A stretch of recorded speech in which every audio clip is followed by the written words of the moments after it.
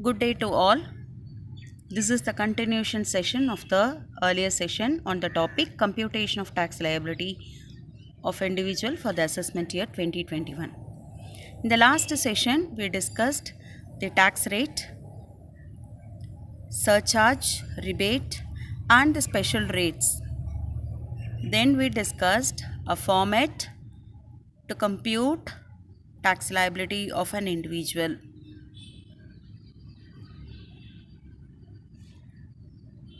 In the last session, we discussed two different cases, and in this session, we will have two more problems to solve. This is the question.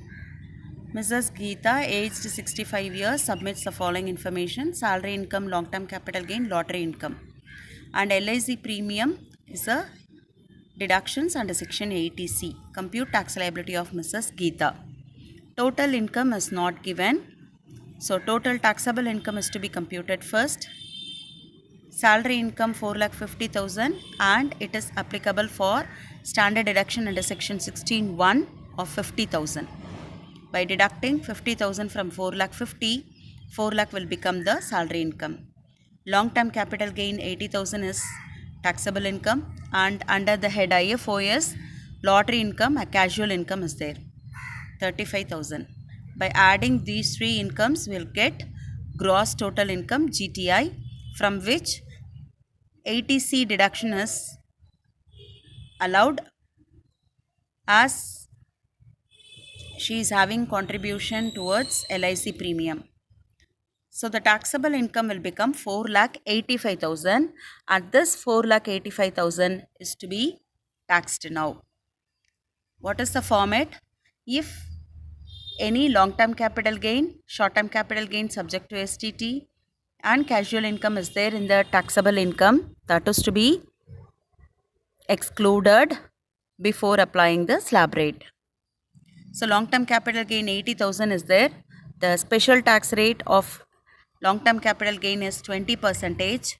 Short-term capital gain subject to STT is not there in the question.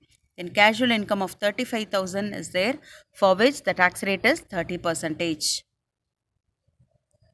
And the tax amount for these two incomes are 16,000 and 10,500. Now we have to apply the slab for the remaining income. Her total income is 4,85,000. Out of this 4,85,000, 1,15,000 is taxed. The remaining income is 3,70,000. As Geeta is senior citizen, the first 3 lakh is exempted. So for her 3 lakh income, no tax. For the remaining 70,000, that 70,000 falls in the slab rate of 3 lakh to 5 lakh, and hence the rate of tax is 5% for that 70,000. 3,500 will be the tax amount. Now close the income column and ensure whether all 4,85,000 is taxed. Now total the tax amount column 30,000. We have to check whether she is eligible for rebate. As her income is below 5 lakh, she is eligible for rebate. The condition for rebate is income must be below 5 lakh. Then the amount of rebate is either 12,500 or tax on income, whichever is less is eligible deduction. And tax on income is 30,000 and hence 12,500 is an least amount.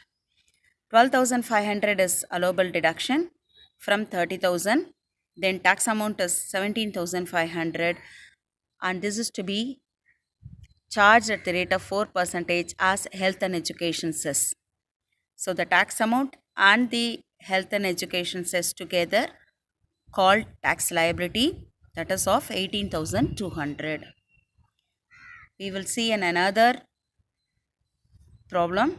Compute tax liability of Mr. Kannan from the following information: business income 40,000, long term capital gain 20,000, short term capital gain on sale of shares subject to STT 4 lakh. Other short term capital gain is 5,000. Deposit in public provident fund is 20,000. we have to compute total taxable income. First, we have to find GTI, business income, long-term capital gain, short-term capital gain on STT, other STCG. Add together, we will get gross total income, from which the ATC is applicable as he is contributing towards PPF. So that 20,000 is to be deducted. We will get taxable income. Now this 4,45,000 is to be taxed. But as his income, the major income, falls in the heading capital gain, we have to see, because every individual is eligible for claiming that first slab of exemption limit. So he is a person aged below 60, so he is eligible for getting 2,50,000 as an exemption slab of income. But his major income falls in the heading STCG. If the special rate applied, then he cannot claim that exemption limit. So any shortfall of exempted slab of income 2,50,000 can be adjusted against LTCG and STCG subject to STT, not on casual income. Let me see how this shortfall, if it is short-term capital gain and long-term capital gain is applied the special rate, then he cannot claim the exemption of 2,50,000, and hence this shortfall of exemption 2,50,000 is to be adjusted against LTCG and STCG. That we will see how it is to be. So 2,50,000 is a exempted slab of income, and for which the business income and other STCG is already comes under this exemption limit. Business income 40,000 adjusted with ATC deductions, then 20,000 will be the business income. Other STCG 5,000. After deducting this 25,000, still there is a shortfall of 2,25,000 as an exempted slab of income, for which we can first deduct LTCG, because the tax rate for long-term capital gain is 20% for 20%. So we have to see the benefit of individual. The short-term capital gain subject to STT is 15% tax rate. So for having a benefit to an individual, first that long-term capital gain of 20,000 is to be adjusted. Still there is a shortfall of 2,05,000 that can be reduced from short-term capital gain subject to STT. That is 4 lakh. From that 4 lakh, this 2,05,000 is adjusted, and hence only 1,95,000 is to be taxed now, for which apply 15% tax rate. 29,250 will be the tax amount, and for applying the slab 2,50,000 will become exempted limit. Now add the income column and make sure that the entire 4,45,000 is taxed, and we can sure that it is taxed. Tax on income is 29,250, and he is eligible for rebate. So either 12,500 or 29,250, whichever is less, and 12,500 will be the least amount compared to 29,250. So 12,500 is reduced from 29,250. The tax amount comes 16,750, for which 4% of health and education cess is to be applied. By applying this, 670 will be the health and education cess amount. By adding these two, we will get tax liability. Thank you for your patient listening.